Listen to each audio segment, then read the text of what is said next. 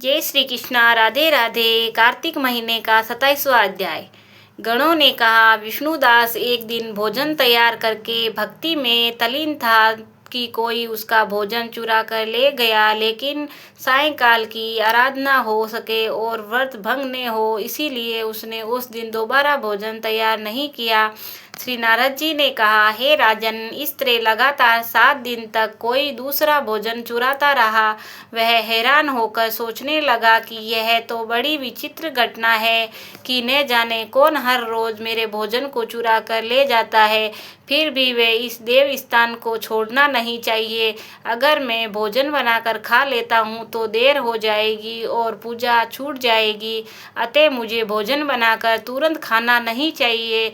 बिना भोजन को भोग लगाने की वैष्णवों का भोजन नहीं करना चाहिए। अगर 7 दिन बिन भोजन के बीत गए हो तो आज का दिन और सही। आज मैं भली भांति भोजन की रक्षा करूंगा और देखूंगा कि हर रोज इन्हें कौन चुरा कर ले जाता है।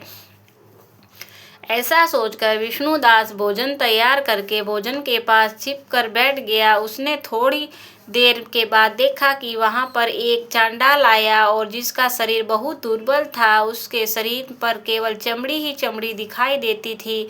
तब वह चांडाल को भोजन चुरा कर चल दिया था तो विष्णुदास ने उसको पुकारा, हे भाई, यह रूखा भोजन ले जाकर क्या करोगे? घी तो लेते जाओ। ऐसे कहकर वह श्रेष्ठ ब्राह्मण आगे को बढ़ा। विष्णुदास को अपनी ओर आता देखकर वह चांडाल तेजी से दौड़ने लगा। वह ब्राह्मण डर गया, लेकिन दुर्बलता के कारण वह दौड़ न सका।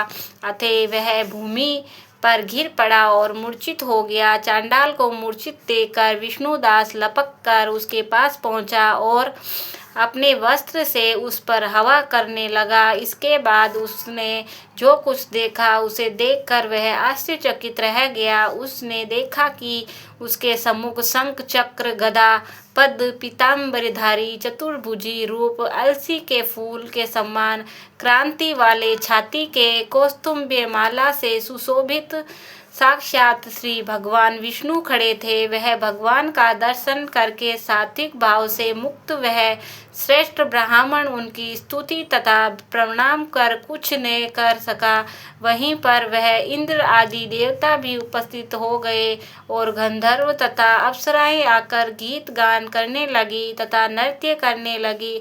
ब्राह्मण उन्हें प्रणाम करने के लिए उतावला हुआ और त्यों ही वहां संपूर्ण देव, गंधर्व और अप्सराएं आ गई। विष्णु भगवान ने अपना स्वरूप प्रकट कर ब्राह्मण का आलिंगन किया और दिव्य विमान में बिठाकर उसे बैकुंठ ले गए। दिव्य विमान में ब्राह्मण को विष्णु के साथ जाते हुए चोल राजा ने भी देखा। उसने अपने गुरु आचार्य मुद्गल को कहा कि मैंने जो यज्ञ आदि किए हैं वह सब व्यर्थ हुए। जितनी दान दक्षिणा मैंने ब्राह्मणों को दी वह असफल हुई है। विष्णु भगवान के दर्शन नहीं हुए। विष्णुदास ब्राह्मण ने केवल श्राद्ध से भक्ति की। उसके प्रभाव विष्णुदास ब्राह्मण ने केवल श्रद्धा से भक्ति की। उसने प्रभाव से विष्णु भगवान के आकर उसको दर्शन दिए। इसीलिए भक्ति ही सर्वोपरि है। मुझे भगवान के दर्शन के लिए राजकाज त्याग भक्ति करनी चाहिए। राजा के कोई पुत्र न होने के कारण उसने अपने भांजे को राजगद्दी का अधिकार बना दिया और आप विष्णु भगवान की भक्ति करने लगा। बहुत काल तक भक्ति करने लगा। बाद में विष्णु जी ने दर्शन नहीं दिया तो वह अग्नि कुंड में कूद पड़ा। अग्नि में प्रकट होकर विष्णु भगवान ने राजा को गोदी में उठा लिया और कहा कि तेरे त्याग और भक्ति से बहुत प्रसन्न हूँ। उसका आलिंगन कर उसको दिव्य विमान में अपने साथ बिठाकर बैकुंठ में ले गए। विष्णु जी ने अपने सम्मान रूप वाले ब्राह्मण को पुण्यशील तथा राजा को चोल तथा सुशीला का नाम देकर दोनों अपना द्वारपाल बनाया। बोलो कन्हैया लाल की जय।